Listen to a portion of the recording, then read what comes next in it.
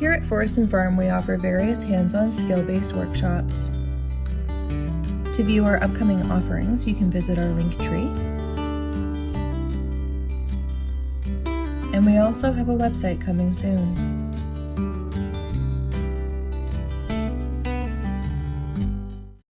Okay, so from today's workshop, just talking about our sourdough starter and feeding it.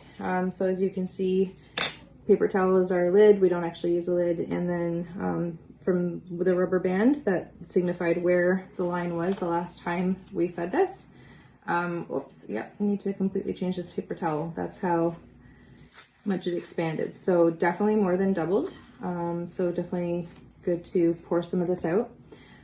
So what you could do, even if this was your 125 ml jar of starter that you bought, you can just pour this into a new 500 ml jar. What you're going to want to do is weigh that off though, right? You want to tear off the weight of your jar. And you can either do that again by having your jar on the scale when you turn it on, or you can also turn it on, put the jar on, and then press the 0 or tare button. So now we're at 0, so what we want is 75 grams.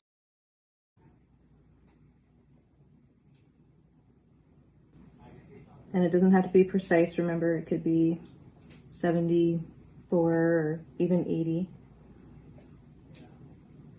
All right, we're at 78, so we're gonna say that's good.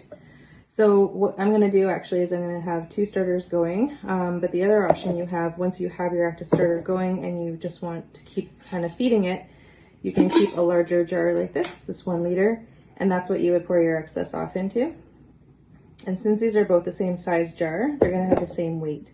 So this time, instead of weighing your discard into an empty jar, you're gonna pour away, and then you're gonna weigh your jar again and see we're still at 112. So that's too much still. We want down to 75 ideally.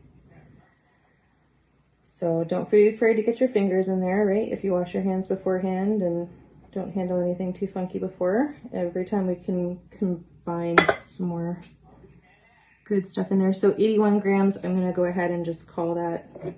And we can go ahead and add our warm water. You can use cold. Don't use chlorinated. That's the only thing. If you are on municipal water that's chlorinated, pour your water into a glass, let it decant, and then you can use that. So again, now that I have my jar on, I'm going to 0 it again, so that when I pour my water in, I know I'm at 75 grams.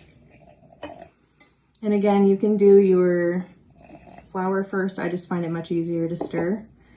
So 79, which I think that's what the stir was, so that's fine. Again, it doesn't have to be precise. If you got up to say 90 grams of water, you might want to pour a little bit of that off, but 79 compared to 75 is fine.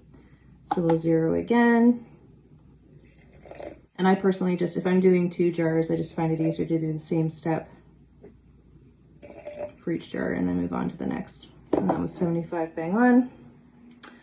So then when you go to add your flour, if you want to use something like this to keep it messy free, just make sure that, because when you 0 this and then you add your funnel, you've added more weight again, right? It's 35 grams. So we're going to go ahead and tare it with the funnel on. And then you can add your flour. I'm going to give it a little stir before I do that.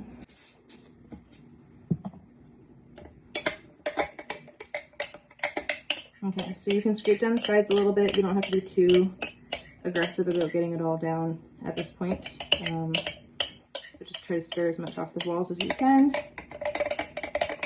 Get that stirred as well as you can, trying to kind of make sure you get into the edges of the bottom of the jar so there's no parts really stuck in there. If you found any really large lumps from, like, let's say this was a starter you've been doing for a long time and there were big doughy lumps in there, then you would probably want to just take those out at this stage. And if you did, what I would do is I would end up tearing an empty jar this size again, weighing it, see what you were left with, and then you would kind of divide that in half and assume that's how much flour you want to add. So now that our starter and water is stirred, we're going to tare that with the healing funnel on there, and we're going to add 75 grams of flour now. Ish, right? Doesn't have to be perfect. We're at 72. I might just give it a hair more. And then there's a little bit of flour inside the funnel here sticking, so I'm just going to kind of make sure that goes in. And then again, just giving it a stir. And when you stir your flour in, this is when you want to make sure that there's no lumps. So I like to use the back of the spoon and really give it a good mashing all the way around. And then this is also when you really want to scrape the walls of the jar down. You want to make sure that you don't leave too much on the sides. Again, it doesn't have to be like pristine, but if you have a really healthy starter, it's not going to mold. But just not leaving all that stuff on the inside of the jar makes it less likely. Plus, whoever does your dishes in your household will thank you very much for not leaving all that on there, because it really does turn into almost like concrete.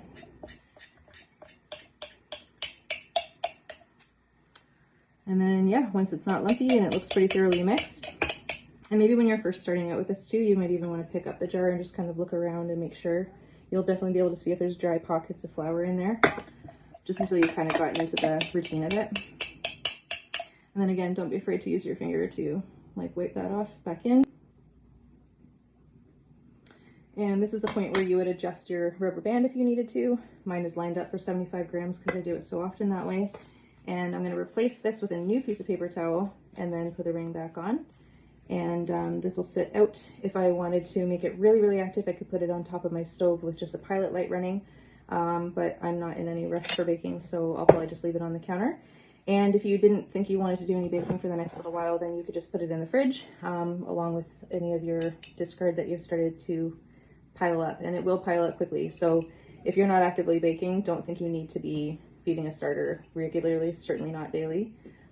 Just look at the recipe that you are going to be using sourdough in and figure out what you need from there. And just make sure you always leave yourself at least like 50 grams or so that you can keep your starter going, keep growing more.